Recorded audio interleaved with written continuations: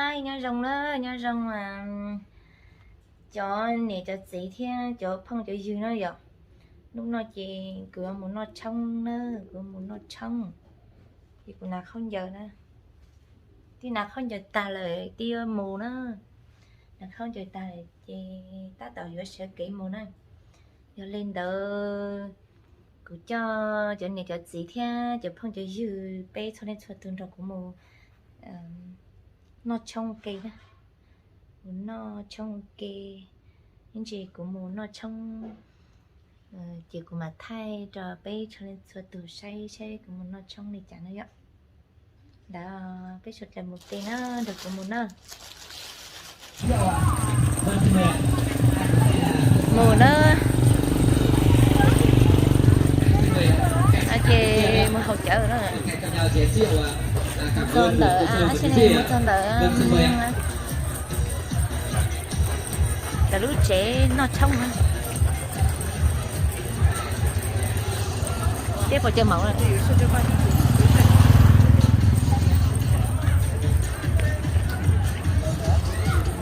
Dân vâng kính thưa toàn thể quý vị thân mến, vừa rồi là cô dâu và chú rể đã đưa mình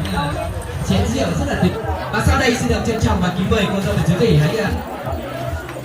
đấy cùng con dao lên để cắt ra những chiếc bánh ạ.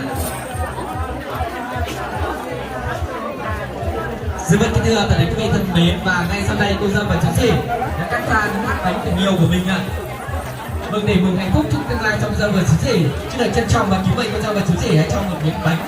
thật là to cho cô dâu ạ, để cùng nhau chia ngọt sẻ bùi buổi trưa hôm nay ạ. Xin mời ạ. Bánh thật to mà nó mừng ngập mồm đúng không ạ?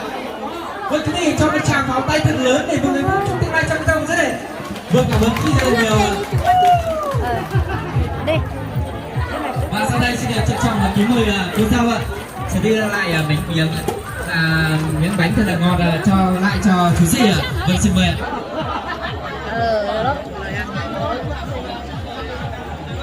Tranh hình người cứ lộn lộn là theo rồi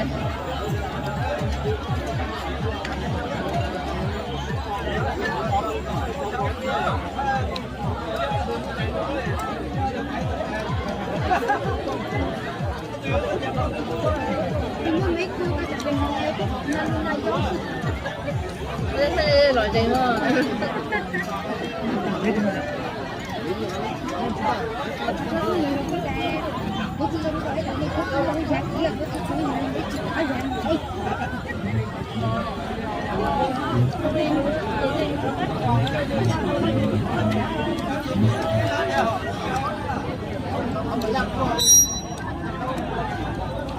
tao nó bỏ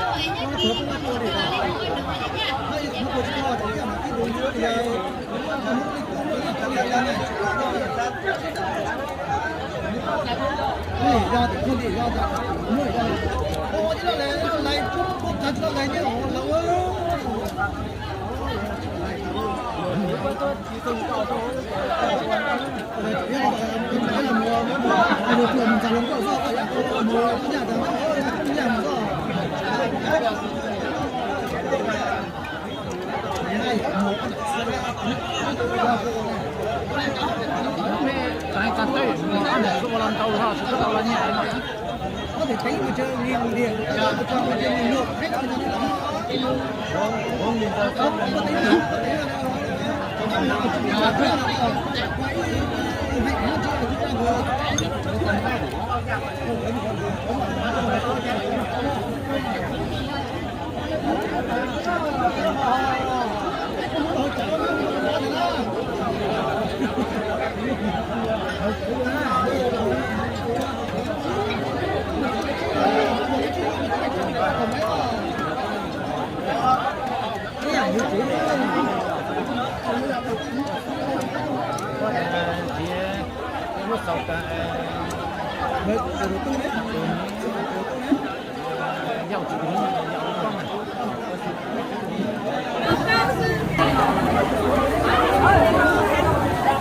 Đồng cơ ơi cháu có được lừa đang mà được lừa cháu còn nói chua lo lì hả Hãy subscribe cho kênh Ghiền Mì Gõ để không bỏ lỡ những video hấp dẫn.